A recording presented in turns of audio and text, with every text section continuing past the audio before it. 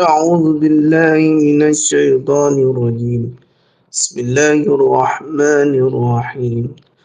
الحمد لله رب العالمين الرحمن الرحيم مالك يوم الدين إياك نعبد وإياك نستعين اهدنا الصراط المستقيم صراط الذين أنعمت عليهم غير المغضوب عليهم ولا الضالين آمين. Amin, amin ya Rabbal Alamin. Untuk meneruskan majlis kita pada petang ini, saya dengan penuh takzim menyerahkan majlis ini kepada Fadil Ustaz dengan segala hormatnya. Dipersilakan Ustaz. أعوذ بالله من الشيطان الرجيم بسم الله الرحمن الرحيم السلام عليكم ورحمة الله وبركاته الحمد لله رب العالمين الصلاة والسلام على أشرف الأنبياء والمرسلين وعلى آله وصحبه أجمعين سبحانك لا علم لنا إلا ما علمتنا إنك أنت العليم الحكيم رب اشرح لي صدري ويسر لي أمري واحلل عقدة من لساني يفقه قولي أما بعد فيا عباد الله اتقوا الله أوصيكم وإياي بتقوى الله وقد فاز المتقون قال الله تعالى يا أيها الذين آمنوا اتقوا الله حق تقاته ولا تموتن إلا وأنتم مسلمون. Sadaqallahul azim. Hai kamu orang-orang yang beriman, bertakwalah kamu kepada Allah dengan sebenar-benar takwa dan janganlah kamu mati melainkan kamu mati sebagai seorang Islam. Alhamdulillah yang dihormati staf kepimpinan Gemma Nur Iman, juga yang saya kasihi ayah-ayah, ibu-ibu, abang-abang, kak-kak, para imam, para bilal, semua yang berada di dalam ni menonton secara live atau secara tertunda. Mudah-mudahan Allah merahmati kita dunia akhirat. InsyaAllah hari ini adalah hari Jumaat dan hari Jumaat ni adalah 10 Muharram, yang mana ada yang di kalangan kita mungkin berpuasa sunat 10 Muharram, itu hari Ashura, setelah semalam berpuasa Tasyu'a. Maka mudah-mudahan kita semua dapat melaksanakan dengan baik itu puasa yang sedang kita jalani bersama, insya-Allah. Mudah-mudahan siapa yang berpuasa, alhamdulillah. Tak berpuasa, laksanakan amalan dengan berbelanja besar kepada ahli keluarga. Antara yang dua sunnah besarlah dalam amalan ketika mana 10 Muharram, iaitu pada hari Ashura, insya-Allah. Baik, hari ini kita sambung lagi dalam kitab kita, iaitu buku surat, iaitu ke surat 204, betul ke? Itu salah. 22. 200? 22. 262 kat belakang, insya-Allah. Baik. Bab pada mengatakan pengalaman. Pada 254, bab pada menyatakan pengalaman. Kita sebut tentang pengalaman, ialah menceritakan pengalaman. Itu sesuatu yang hebatlah. Sebab tu dalam bab ni dia disebut bab at-tajaribi. Bab pada menyatakan pengalaman. Hadis mauquf hadasana Farwatu bin Abi Ma'ra'i qala haddatsana Ali bin Mushirin an Hisham bin Urwah an Abi qala kuntu jalisa inda Muawiyah wa haddasa nafsahu summa istabahu summa intabaha faqala la hilma illa tajribatun yu'iduha salasa. Daripada Urwah bin Az-Zubair yang menceritakan, aku pernah duduk bersama Muawiyah. Daripada Urwah bin Az-Zubair radhiyallahu an yang menceritakan, aku pernah duduk bersama Muawiyah radhiyallahu an. Lalu dia bercakap dengan dirinya, Kemudian dia terus dan lantas dia berkata, tidak ada sifat lemah lembut melainkan dengan memiliki pengalaman. Dia mengulangi sebanyak 3 kali. Dia kata ketika mana dia tersedar lantas dia berkata tidak ada sifat lemah lembut melainkan dengan memiliki pengalaman. Maknanya pengalaman ni adalah satu benda yang berharga. Nak bersifat lemah lembut, kena pada tempatnya, menjiwai sesuatu perkara, hidup ni penuh dengan pengalaman. Tak ada pengalaman bermakna tidak ada pelajaran. Pengalaman juga mendewasakan kita. Tuan-tuan, patut disebut pengalaman ni penting. Tuan-tuan dimuliakan. Apa dalam hidup kita ni tak ada pengalaman susah dan saya ada pengalaman. Lepas tu kalau kerja pun sama juga, orang tanya pengalaman. Dah berapa tahun dah pengalaman kerja sini? Dia akan tanya kita kan. So kita akan jawab. Mana apabila Az-Zubair Urwah bin Urwah menceritakan tentang Muawiyah, dia kata apa? Tidak ada sifat lemah lembut melainkan dengan memiliki pengalaman. Kenapa dia bersifat? Sebab dia ada benda yang menjadi pengalamannya menyebabkan dia boleh bersifat lemah lembut. Kadang-kadang situasi-situasi. Sebab tu dalam hidup ni pernah dikatakan oleh guru kami, hidup ni pelajaran. Hari ini adalah pelajaran. Hari ini adalah pembelajaran. Untuk siapa? Untuk kita. Untuk kita untuk apa? Untuk mengharungi hari-hari yang akan datang. Sebab tu kita ada pengalaman. So kalau tak ada pengalaman, kita tak tahu macam mana untuk bertindak dalam satu perkara. Sebab tu bersyukur bila diberikan pengalaman yang berharga. Diberikan, orang kata apa, pengalaman yang luar biasa. Kan? Maka sifat tu datang kerana ada pengalaman. Faham? Kalau tak silap marah. Faham? Sebab tu pengalaman mendewasakan kita. Sebab tu kita hidup ni kena ada teori, kena ada contoh. Sebab tu dalam hidup ni kena belajar. Jangan berhenti belajar. Baik, pada hadis mauquf, haddatsana Sa'id bin al-Ufairin qala haddatsana Yahya bin Ayyub an ibn Zahrin an Abi al-Haythami an Abi Sa'id qala la halima illa dhu asratin wa la hakima illa dhu tajribah. Haddatsana Qutaibah qala haddatsana bin Wahb an Amr bin al-Harith an-Naraji an Abi al-Haytham an Abi Sa'id an Nabi sallallahu alaihi wasallam mislahu. Daripada Sayyidina Abu Sa'id Al-Khudri radhiyallahu an berkata, tidak ada orang yang bersifat lemah lembut melainkan orang yang pernah tersilap. Nampak? Itu nama pengalaman. Dan tidak ada orang bijaksana melainkan orang yang mempunyai pengalaman. Juga daripada Abu Sa'id Al-Khudri, daripada Nabi SAW, seumpama kata-kata dia. Sekarang betul. Pengalaman ni dia berharga lah. Dia luar biasa. Kan? Sebab tu hidup ni ada pengalaman. Sebab tu kalau kita merantau ke negeri orang. Sebab tu kalau kita duduk asrama. Kalau orang pernah masuk hutan, dia ada pengalaman masuk hutan. Hidup ni macam tu lah. Sebab Nabi SAW kata apa? Pernah juga Nabi kata apa? Tidak ada orang yang bersifat lemah lembut melainkan orang yang pernah tersilap. Dia pernah dulu melakukan kesilapan. Akhirnya apabila terjadi pada orang lain, dia tak mudah melenting. Sebab apa dia tahu? Oi, tak ada. Kalau dia melenting, seolah-olah dia tak pernah buat silap. Tapi kalau orang rasa dia tak pernah buat silap, pasti nak nampak orang buat silap, dia akan mudah dalam keadaan yang tak baik. Tapi pengalaman tu mengajar dia, biasalah tu, dia akan sebut benda tu. Kalau contoh sekalipun orang-orang anak-anak kita yang pecahkan cawan, kan? Cucu tengok kalau nenek-nenek, contohlah yang menjaga tu mak kita, cucu kan. So bila cucu tu jatuhkan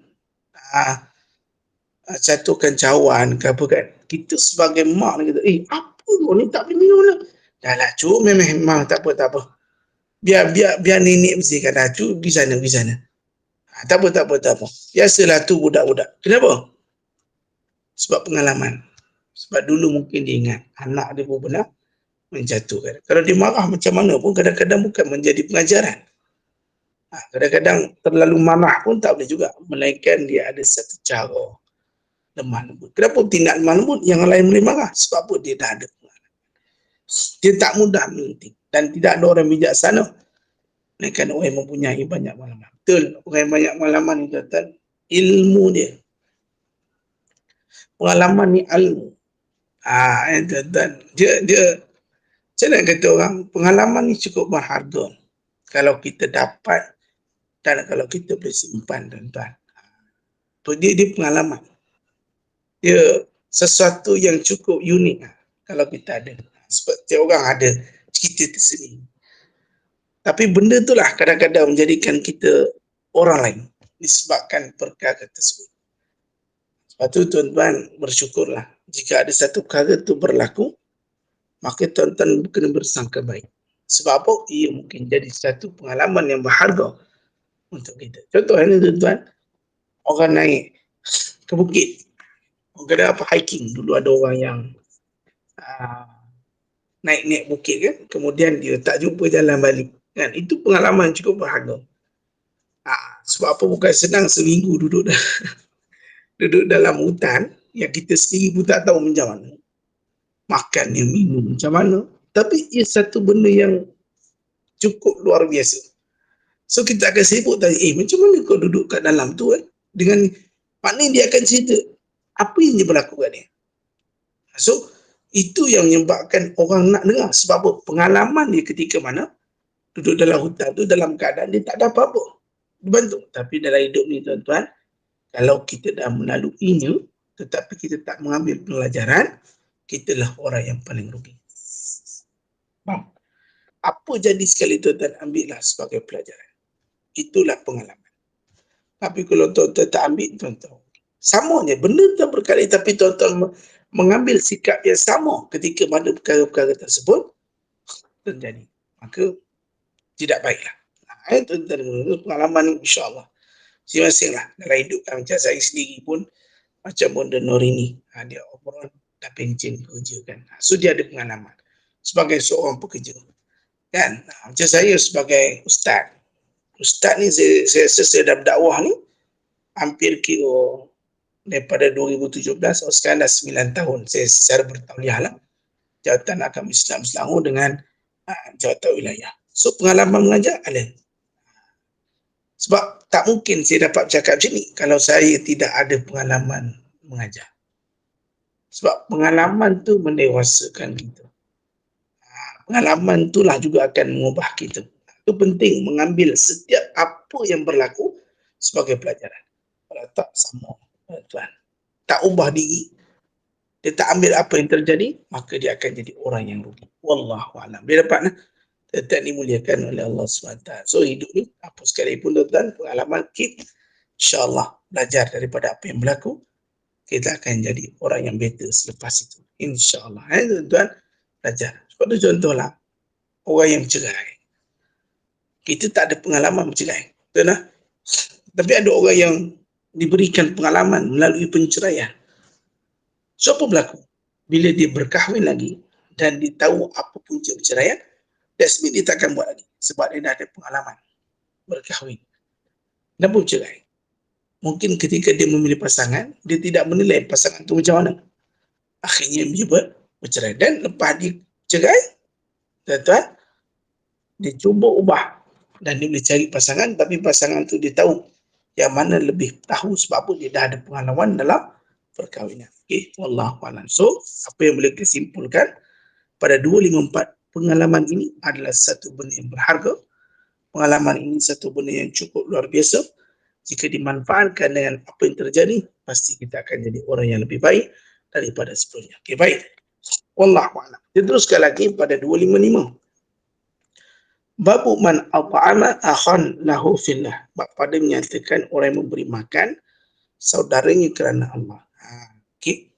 Disebutkan hadis mauquf, hadatsana Sulaiman bin Abu Rabi qala hadatsana Jarir bin Abdul Hamid Al-Laysin an Muhammad ibn Nasr an Muhammad al-Hanafiyah an Ali qala la'an ajma'a nafara min ikhwani ala sa'in aw sa'aini min ta'amin ahabbu ilayya min an akhraja ila suqikum fa'utika raqabah.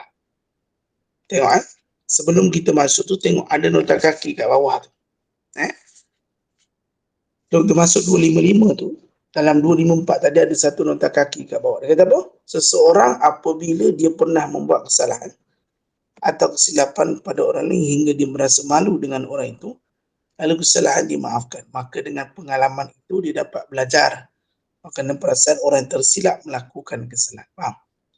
Dan betapa tingginya darjat orang yang maafkan kesalahan orang lain, maka dengan pengalaman itu dia mudah sabar apabila berdepan dengan orang yang melakukan kesalahan kepadanya. Dengan pengalaman itu juga dia mudah menutupi orang lain melakukan kesalahan kaipan yang pernah dilakukan. Dalam kitab tu tengok Rasul Barat atau Fadl As-Samad.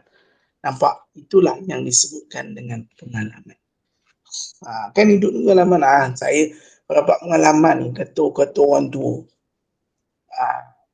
Bonda-bonda lah depan saya ni lebih makan garam daripada saya. Kan? Lebih makan garam. Apa-apa bonda dululah, bukan saya. Sebab tu kalau nak bertanya, Ustaz apakah tip rumah tangga, tak usahlah tanya saya. Sebab apa? Saya masih muda. Cuma kalau saya jawab berdasarkan apa yang ada pada Rasulullah, boleh. Tapi kalau nak menjawab dengan secara pengalaman, tak cukup. Kena tanya pada orang yang dah lama berkahwin. Itu lagi better. Sebab mereka lebih luas dalam perkara tersebut. Boleh? InsyaAllah. Okay? Jangan sedih-sedih. Dalam hidup ni kalau apa yang terjadi, telah pun terjadi, itu satu pengalaman. Kita ubah supaya jadi baik pada masa akan datang. Okay? Baik. Tengok. Hadis mauquf haddatsana Sulaiman wa Abu Rabi' qala haddatsana Jarir bin Abdul Hamis Al-Laysin an Muhammad ibn Nasr an Muhammad al-Hanafiyah an Ali qala la'an ajma'a nafara min ikhwani ala sa'in aw sa'aini min ta'amin ahabbu ilayya min an akhraja ila suqikum fa'u'tika raqabah. Apa dimaksudkan dengan daripada Sayyidina Ali radhiyallahu anhu yang berkata untuk aku mengumpulkan beberapa orang daripada saudara-saudaraku dengan memberi makan kepada mereka segantang atau dua gantang makanan. Itu lebih aku sukai daripada aku keluar ke pasar kalian lalu aku membeli dan membebaskan seorang hamba. Bab menyatakan bagi makan kepada saudaranya kerana ada benda yang seronok lah. Tak hanya bagi makan kita. Tuan pergi makan ke orang, ya Allah, besar pahala tuan-tuan. Jangan kedekut dalam bab rezeki. Bagi orang makan. Pak kata dia apa? Aku mengumpulkan beberapa orang daripada saudara-saudaraku dengan beri makanan pada mereka sekantang dan itu lebih aku suka daripada aku keluar ke pasar kalian. Lalu aku beli dan bebaskan seorang hamba. Kata Sayyidina ni, aku suka lagi bagi makan kepada saudara-saudaraku daripada perbuatan yang lain. Patut bagi orang makan, ya Allah. Satu suapan yang tuan-tuan sudah menggugurkan dosa kita. Sebab tu janganlah kita takut nak ni apa? Makan kat saudara kita. Ni lagi-lagi ni bulan-bulan baik ni, bulan Muharram ni, tuan-tuan, bagilah makan. Share-share lah rezeki. Itu lebih baik. Jangan sampai kita melepaskan perkara tersebut. Bagi makan. Kalau kita ada rezeki lebih, bagilah makan. Tak ada masalah pun tuan-tuan, bagi makan. Dan sebutkan poin ni, aku lebih sukai. Maknanya benda tu lebih sukai oleh Sayyidina Ali disebut apabila diberi makan kepada saudara-saudaranya. Itu perbuatan yang mulia lah tuan-tuan. Bawa orang dimakan. Jom duduk sekali kita makan. Baik, seterusnya babu khilfil jahiliyah. Bab pada menyatakan janji sumpah ketika jahiliyah. Tengok. Hadis marfu' haddatsana Abdullah bin Muhammad bin Ibrahim qala haddatsana bin Ulayyah an Abdurrahman bin Ishaq an Zuhri an Muhammad bin Mut'im an Abi an Abdurrahman bin Auf anna Rasulullah sallallahu qala syahidtu ma'a ummati. Syahidtu ma'a umumati hilfa mutayyibin fama uhibbu an ankasah wa anna li khumran na'am. Apa maksudnya? Daripada Sayyidina Abdul Rahman bin Auf radhiyallahu an bahawa Nabi SAW menceritakan, aku pernah menghadiri bersama bapa-bapa saudaraku janji sumpah mutayyibin. Dia ketika jahil tu disumpah, aku janjilah. Dia panggil sumpah mutayyib, maka aku tidak suka untuk melanggar janji sumpah itu sekalipun diberikan kepada unta merah, iaitu unta yang mahal, harganya sebagai ganti. Tengok, para pemuka Bani Hashim, Bani Zurah dan Tayyim telah berhimpun di rumah Ibnu Jud'an semasa zaman jahiliyah, dan mereka membuat satu janji sumpah antara mereka yang menolong dan membela siapa yang dizalimi di Mekah untuk berhadapan dengan orang yang menzaliminya.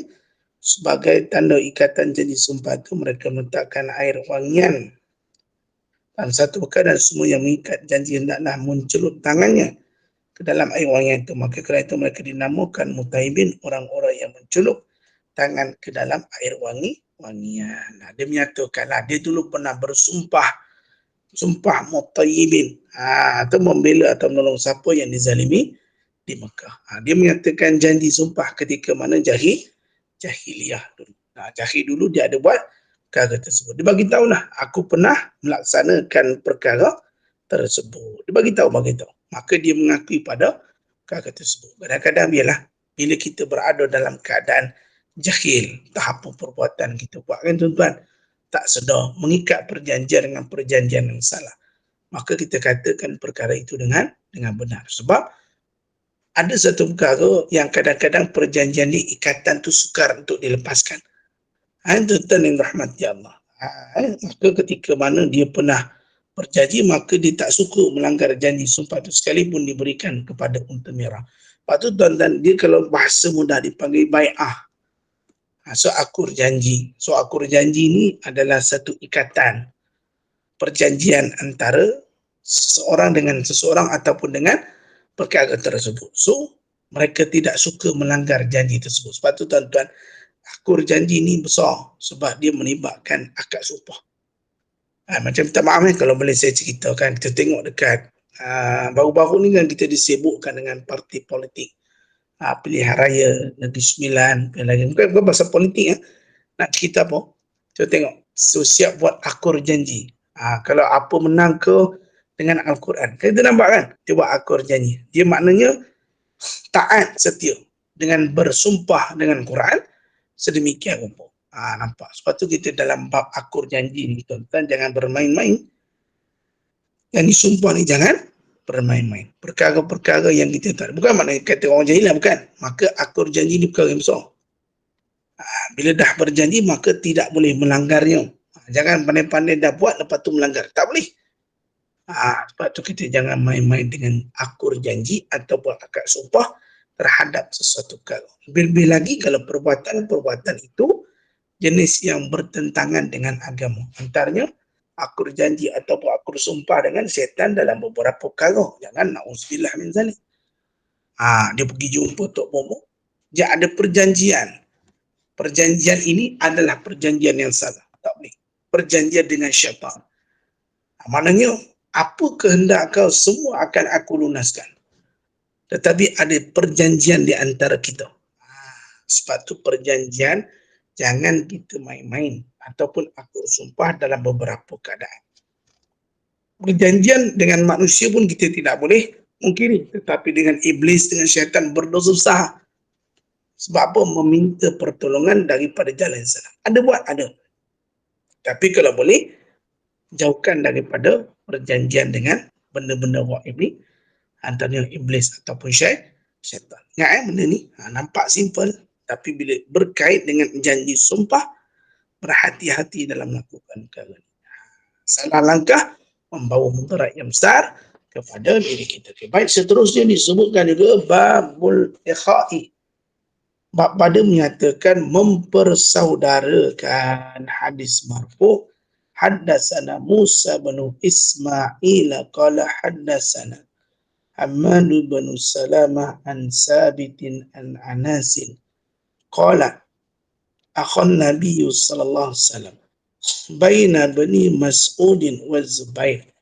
Daripada Sayyidina Anas radhiyallahu an menceritakan Nabi sallallahu alaihi wasallam mempersaudarakan antara Ibnu Mas'ud dan Al-Zubair dan mengatakan mereka ini sudah dipersaudarakan. Itu juga dalam peristiwa hijrah mempersaudarakan Muhajirin dan Ansar. Okay, Rasulullah SAW mempersaudarakan Muhajirin dan juga Ansar. Sebut mengatakan mereka itu dah bersaudara, maka nyatakan perkara itu dengan jelas. Dan ada pun hadis marfu, haddatsana Muhammad bin Salam qala akhbarana Ibnu Uyainah qala haddatsana Asimul Ahwal an Anas bin Malik qala halafa Rasulullah sallallahu alaihi wasallam baina Quraisy wal Ansari fi Daril Latibil Madinah.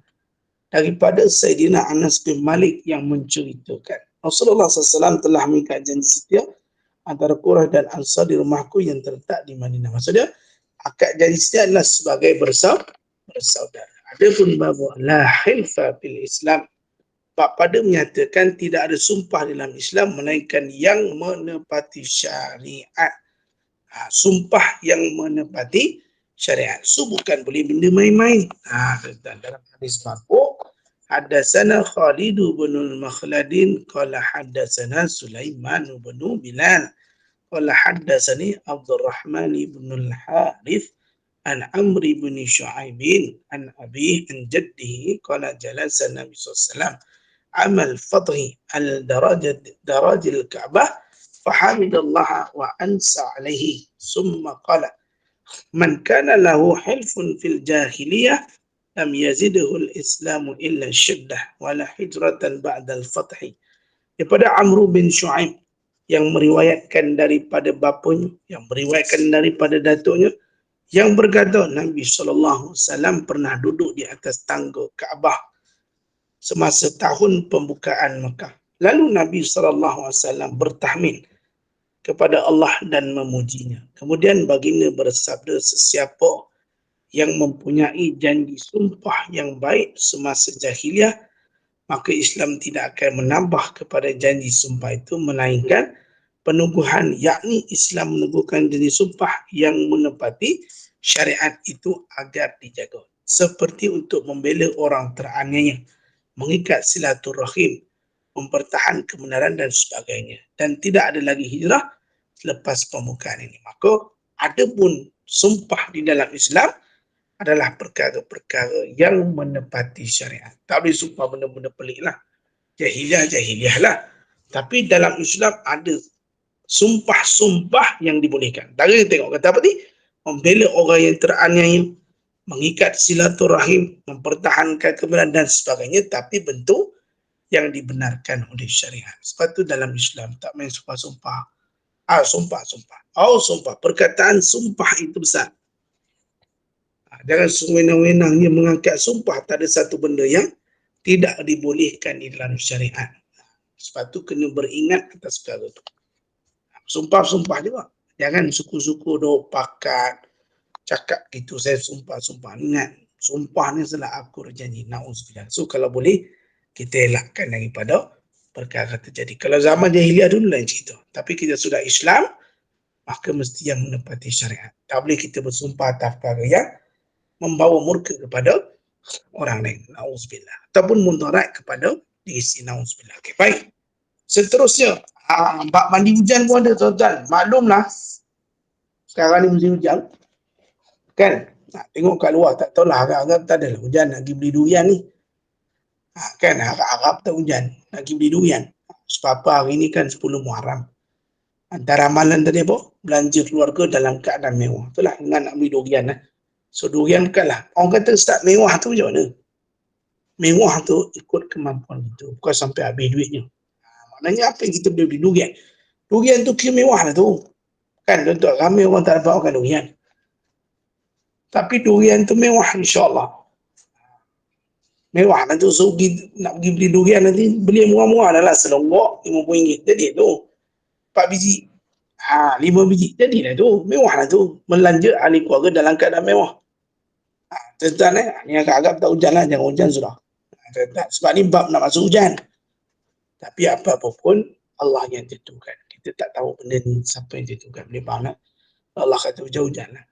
Sedang membuka rezeki lah. So, tuan-tuan yang dimuliakan, ayah-ayah yang mudah, kita laksanakan sunnah Nabi ni, iaitu belanja besar kepada ahli keluarga kita. So, apa yang kita beli itu, itulah termampu kita. Belanja besar ni apa? Bersedekah lah. Pada waktu hari ini adalah yang terbaik. InsyaAllah. Okay, baik. Dia marah-marah kan, tuan-tuan. Belilah apa-apa yang boleh kita. Baik, seterusnya, babu man istamtara fi awalil matari. Pada menyatakan orang yang mandi hujan di permulaan hujan turun. Dia hujan, tapi mandi hujan di permulaan hujan turun. Sebab tu kalau hujan ni ada orang tak suka. Okey, baik, tengoklah. Di dalam hadis marfu' hadatsana Abdullah bin Abil Aswad qala hadatsana Ja'far bin Sulaiman an Sabitin an Anasin qala asabana ma'an Nabi sallallahu alaihi wasallam matarun fa hasara Nabi sallallahu alaihi wasallam saubahu anhu hatta asabahu al-matar qulna lima fa'alta qala li'annahu hadisu ahadin bi rabbih. Daripada Sayyidina Anas radhiyallahu an menceritakan ketika bersama Nabi SAW hujan telah turun menimpa kami. Lalu Nabi SAW membuka sebahagian pakaian hingga air hujan mengenai sebahagian tubuh baginda.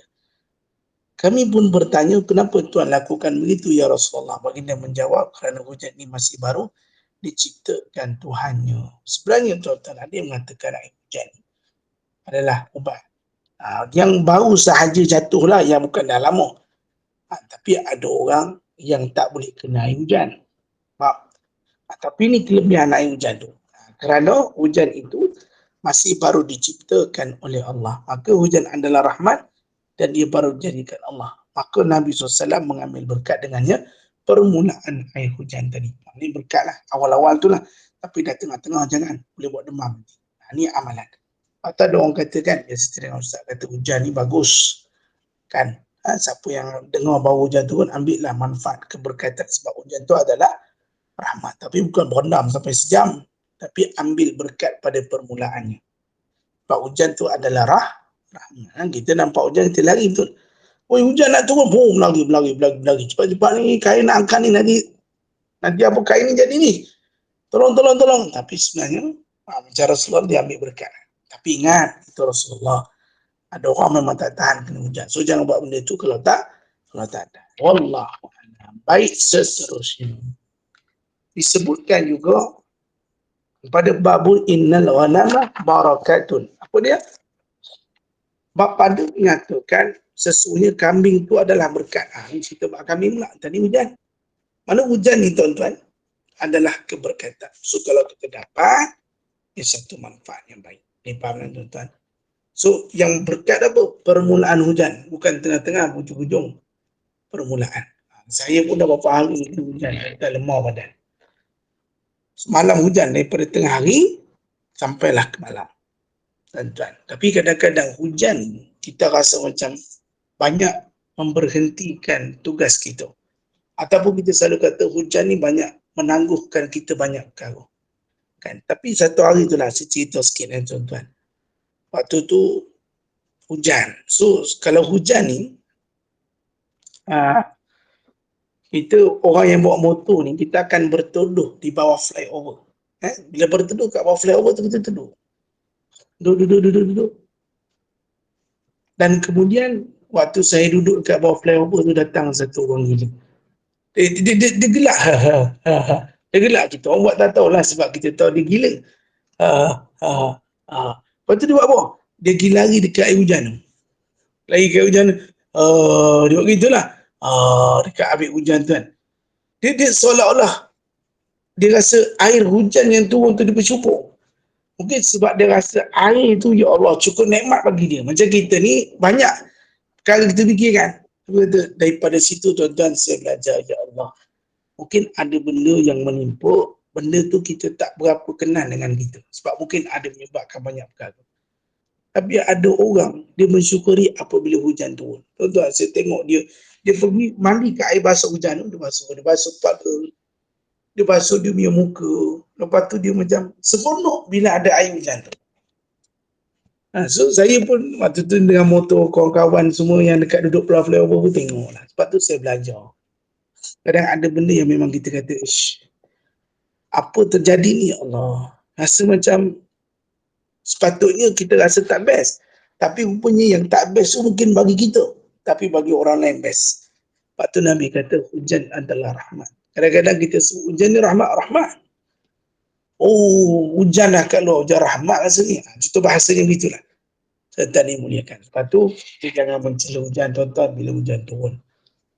Sebab ada sebab kenapa Allah turunkan hujan. Sebab tak ada apa pun yang berlaku kat dunia ni, melainkan Allah menjadikannya sebagai hikmah. Okay, baik, seterusnya. Sebab pada yang kita sebutkan kambing tu, hadisnya panjang dan kita baca terjemahannya. Tengok, daripada Humaid bin Malik bin Qusain yang menceritakan, aku pernah duduk bersama Abu Hurairah radhiyallahu an di tanah miliknya di Aqid, satu tempat berhampiran Madinah. Tiba-tiba datang kepadanya satu kumpulan daripada Madinah dengan menaiki binatang-binatang tunggangan. Lalu mereka pun turun daripada tunggangan mereka, maka Abu Hurairah radhiyallahu an berkata kepadaku, kamu pergilah kepada ibuku dan katakan kepadanya bahawa anakmu ucapkan salam kepadamu dan meminta berilah kepada kami sedikit makanan. Maka ibunya pun meletakkan 3 keping roti, sedikit minyak dan garam di dalam satu talam. Kemudian aku pun meletakkan talam di atas kepalaku dan membawanya kepada mereka.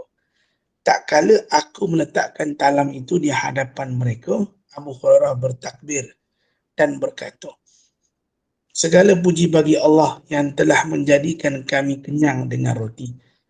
Setelah dahulu tidak ada makanan untuk kami melainkan dua benda iaitu tamar dan juga air.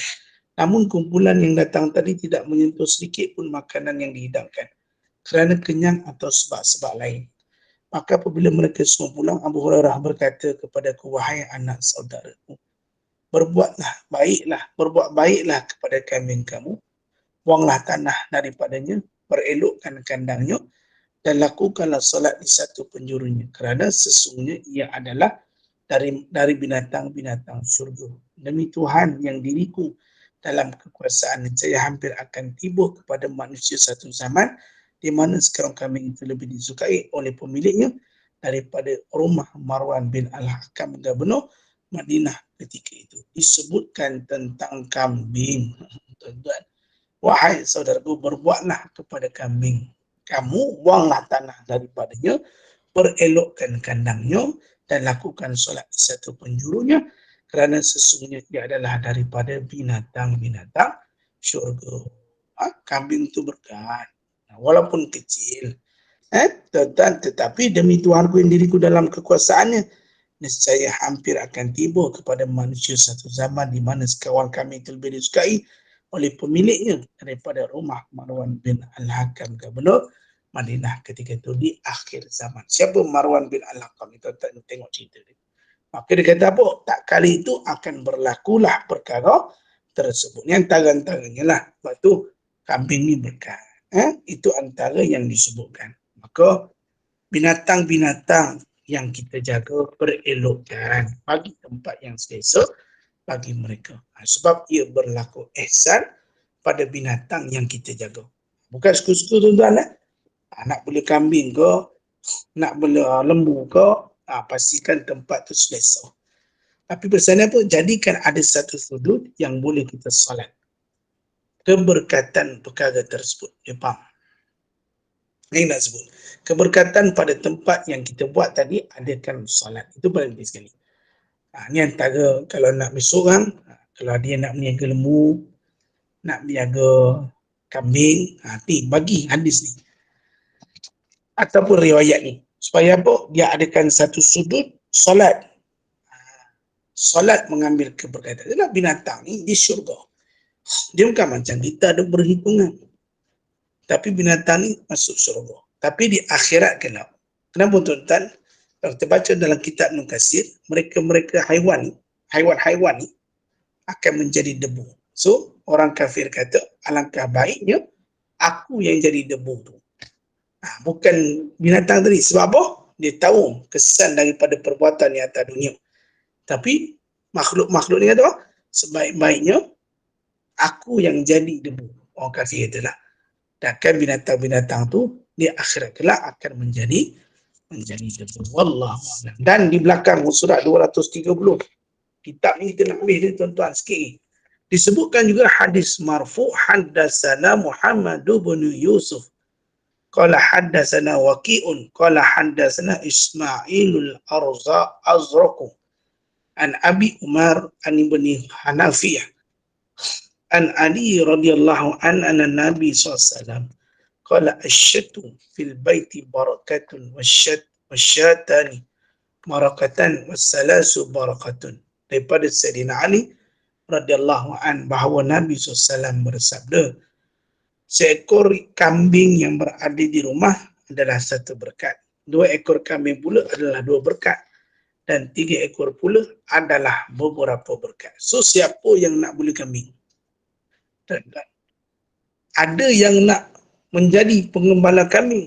Kambing ni sunnah. Sunnah mengembala kambing adalah sunnah. Berkat. Maka kambing tu berkat, tuan-tuan. Tapi nak menjaga kambing ni susah. Sebab dia lebih mudah mati. Kena penyakit kaki dan juga mulut. Kambing ni kalau dia kecil, nak cukup bagi susu. Nak kena ada unggun api. Kalau tak, nanti perutnya masuk angin boleh mati. So, keberkatan menjaga kambing itu ada. Sebab daripada Rasulullah SAW. Sebab Rasulullah sendiri adalah pengembala kambing. Kambing ni dia telah, sebagai saya lah, yang biasa dengan lembu kambing ni. Kambing ni dia antara binatang yang kecil. Dan kalau disembelih, paling mudah untuk kita sembelih. Cuma permintaannya cukup hebat. Bukan hanya pada raya korban, tapi setiap masa ada permintaan. Cuma lembu ni dia besar. Tapi permintaan ni tak banyak. Mereka raya korban saja. Tapi kalau kambing ni manfaatnya banyak. Dan Rasulullah adalah pengembala kambing. Kambing ni dia ada sifat yang tak sama dengan seekor lembu. Okey, wallahu a'lam. Berkat. Hidup ni berkat. Kalau ada kambing dalam rumah, tapi bukan makna saya suruh belah kambing, tuan-tuan. Cuma kambing ni dia ada berkat, dikatakan oleh baginda Nabi sallallahu alaihi wasallam. Okey, baik, seterusnya. Babu al-ibli izzun li ahliha. Bab menyatakan unta pemberi kemuliaan kepada pemiliknya. Hadis marfu' haddatsana Ismailu qala haddatsani Malikun an Abi Zina anil A'raji an Abi Hurairah anna Rasulullah sallallahu qala ra'sul kufri nahwal masyriqi wal fakhru al khuyala'u fi ahli al khayli wal ibli al faddadina ahli al wabab was sakinatu fi ahli ghanam. Daripada Sayyidina Abu Hurairah radhiyallahu an bahawa Rasulullah SAW bersabda, punca kekufuran itu berada di arah timur. Sifat berbangga diri dan kesombongan itu ada pada pemilik kuda dan unta. Yang memiliki banyak unta yang duduk di pedalaman, manakala ketenangan pula ada pada pemilik kambing. Kambing juga disebutkan ada ketenangan. Antaranya lah, tuan-tuan.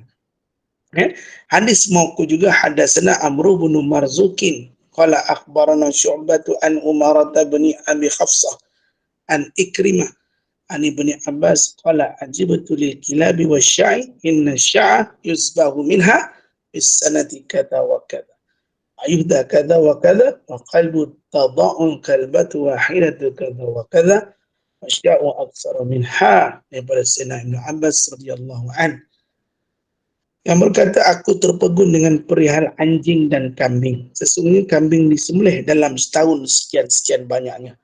Dan juga dijadikan binatang korban sekian-sekian banyaknya. Manakala anjing pula, seekor anjing betina akan melahirkan anak sekian banyaknya. Namun bilangan kambing tetap lebih banyak mengatasi anjing. Walaupun kambing sentiasa disembelih dan anjing pula tidak, malah banyak pula melahirkan anak. Berkat.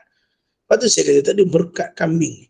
Kambing ni always disembelih, tetapi sentiasa ada. Berbeza dengan anjing. Anjing melahirkan, anjing menyusukan, tapi lebih banyak jumlah kambing daripada anjing. Itulah keberkatannya seekor kambing. Hadis mauquf juga, haddatsana Qutaibah qala haddatsana Wahb bin Ismail an Muhammad bin Qais an Abi Hind al-Mahdani an Abi Tabyana qala qala li Umar bin al-Khattab ya Abu Tabyan kam ata'uka qultu alfani wa khamsumi'atin qala lahu ya Aba Tabyan Tabyana attakhiz min al-harsi was-sabya'i min qabli antaliyakum ghilmatu Quraisy la yu'addul ata'u ma'akum mala. Daripada Abu Zabyan yang menceritakan Umar bin Al-Khattab telah berkata kepadaku, wahai Abu Zabyan, berapakah pemberian yang kamu dapat? Aku menjawab 2,500 dinar atau dirham. Umar lalu berkata kepadanya, wahai Abu Zabyan, usahakanlah tanaman dan ternakan sebelum kamu semua diperintah oleh budak-budak Quraisy, di mana ketika itu pemberian berupa wang yang ada pada mereka tidak lagi dianggap sebagai harta, yang ini dianggap harta ialah ternakan dan juga tanaman di saat itu. Ternakan dan juga tanaman. Itu tuan dimuliakan oleh Allah Subhanahu wa taala. Di mana akan tiba satu ketika itu. Sebab tu tuan-tuan, kalau kita nak berniaga ataupun kita nak mengusulkan perniagaan, sebaik-baiknya ni kata ulama, carilah benda yang selalu dicari oleh manusia. Antaranya benda-benda yang dimakan.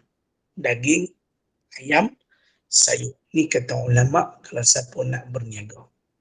Tuan-tuan, sebab benda ni dicari setiap hari oleh manusia. Ni faham?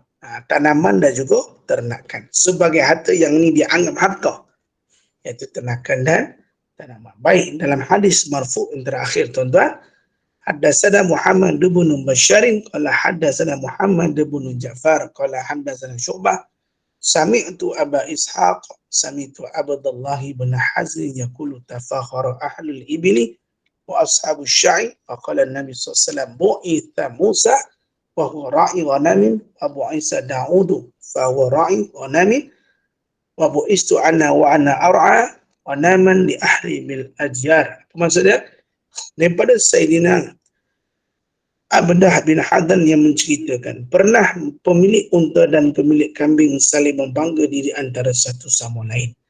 Lalu Nabi SAW bersabda, Nabi Musa dibangkitkan, sedangkan dia adalah pengembala kambing. Nabi Daud dibangkitkan, sementara dia juga adalah pengembala kambing. Dan aku dibangkitkan, sedangkan aku juga mengembala kambing untuk keluarga di kawasan Hajian. Sebab itulah berkat siapa mengembala kambing, dan sebab ia adalah pekerjaan para Nabi. Beruntunglah sesiapa yang ada ternakan sendiri, lebih-lebih lagi kalau dia melakukan ternakan kambing. Wallahu a'lam. Itu berhentilah takat dulu pada petang ini, insya-Allah. Baik, tuan-tuan, kita mudah-mudahan saya sampaikan sikit sebanyak memberi kefahaman pada kita. Insya-Allah kita pun dah hampir habis kitab ni tuan-tuan, dalam beberapa belas surat lagi. Insya-Allah saya rasa ni kuliah petang kita dah tak ada tu, wallahu alam. Insya-Allah apa-apa pun semoga kita diterima amalan pada hari inilah 10 Muharram, insya-Allah. Berbelanja besar ataupun berpuasa, ambillah kedua-duanya. Kalau tak, ambillah sebahagiannya. Beramallah. Mudah-mudahan apa yang dapat kita dapat, insya-Allah. Takat tu dulu pada hari ini. Minta ampun, minta maaf. Insya-Allah kembali kepada Bonda Nur ini untuk mengambil sebagai tanggungjawab moderator. InsyaAllah, silakan Bonda.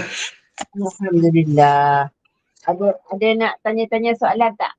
Itulah, hari ni semua duk cerita pasal kambing. Hello. Ada Bonda tak lah, tanya soalan ke? aku ni Nak tanya jualan kambing maskar ke? Allahu Akbar. Tapi rupanya kalau kita tak tahu hadis ni, tapi mulia juga orang yang mengembala kambing ni, Bonda ya. Rupanya ada berkat kambing ni sebab dia kerja para Nabi.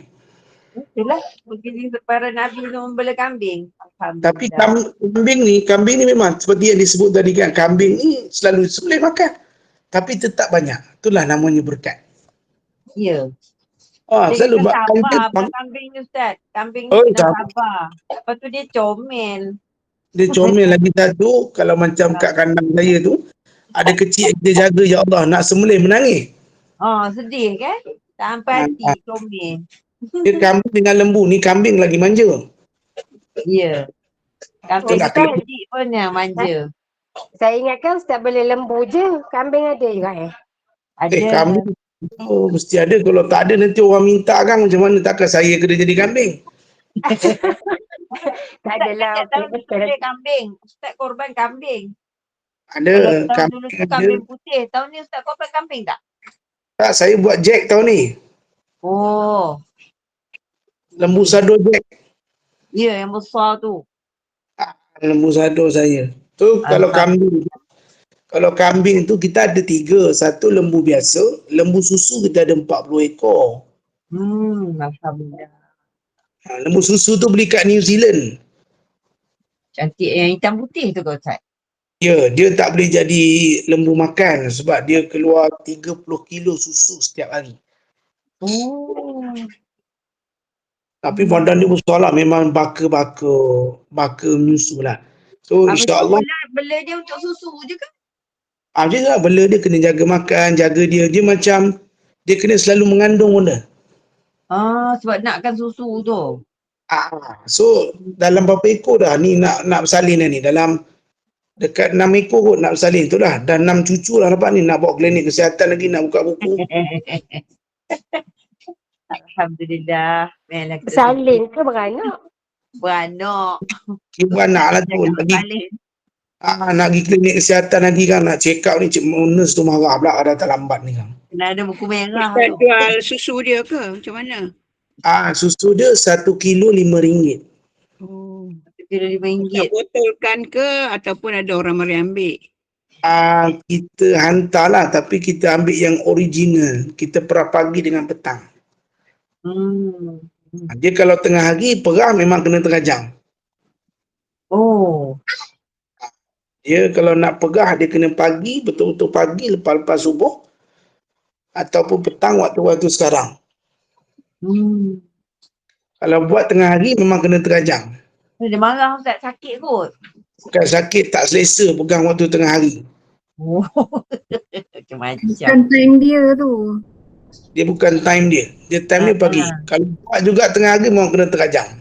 Oh. Ada yang patah gigi kan. Lepas tu ada lah macam ni. Lepas tu dah bersalin. Dia lembu ni sama macam manusia 9 bulan.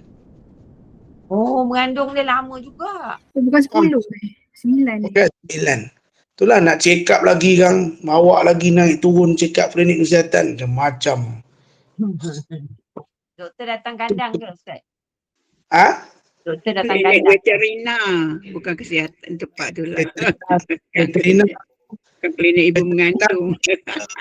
Kita panggil kalau macam ada cacat yang teruk lah. Maksud dia, sebab kadang kalau bersalin ni dia antaranya dia akan baring. Kadang dia tak boleh keluar. So bila tak keluar tu, kita berdirikan dia, kita akan masuk tangan lah kat bahagian dalam bahagian duburnya tu untuk kita keluarkan.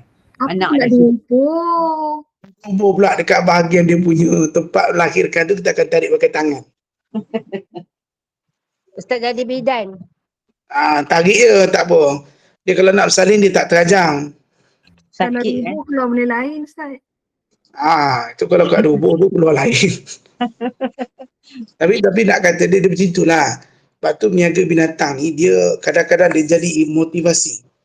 Dia jadi healing. Walaupun kita tengok dia tapi dia pergi makan, dia jalan, dia rasa tenang. Dia relax lah, relax.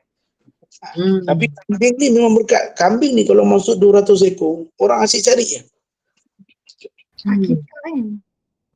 Kambing ni dia murah. Daging ni tak adalah banyak sampai 20 kilo, 25. Tapi ramai mencari. Sebab tu berkatnya kambing ni. Paronas. Kena banyak kesabaran. Baru nak tanya Ustaz. Sebab saya dengar daripada pengembala kambing lah. Dia kata mengembala kambing ni mendidik sifat sabar. Betul, kena sabar. Dia mudah mati. Lepas tu dia hari ni sihat, besok mati. So banyak kali rugi. Oh ya ke? Dia mati kenapa? Tak pastilah. Dia kadang-kadang dia penjagaan dia terlalu leceh daripada lembu. Entah ke. Oh renyah kan? perut dia dia selalu kembung katanya Ustaz. Dia selalu kembung perut. kena ada unggun api, makan yang cukup. Dia kena adalah dia punya terapi dia macam tu lah. Tidak tiba-tiba dia baring mati. Rugilah. Oh, Ya. tahu Dan dia lembu dengan kambing, dia lagi susah kambing. Dia lagi susah kambing. Memang Tuan tak, kita sebab dia berkat-berkat. Tapi bila kita dengar itu pekerjaan para nabi, kita ambil berkat. Subhanallah wa bihamdi asyhadu an la ilaha illa anta astaghfiruka wa atubu ilaik. Bismillahirrahmanirrahim. Wal 'asr innal insana lafi khusr illa alladhina amanu wa 'amilus shalihat wa tawassaw bil haqqi wa tawassaw bis sabr. Wabillahi taufiq. Assalamualaikum warahmatullahi wabarakatuh. Terima kasih semua.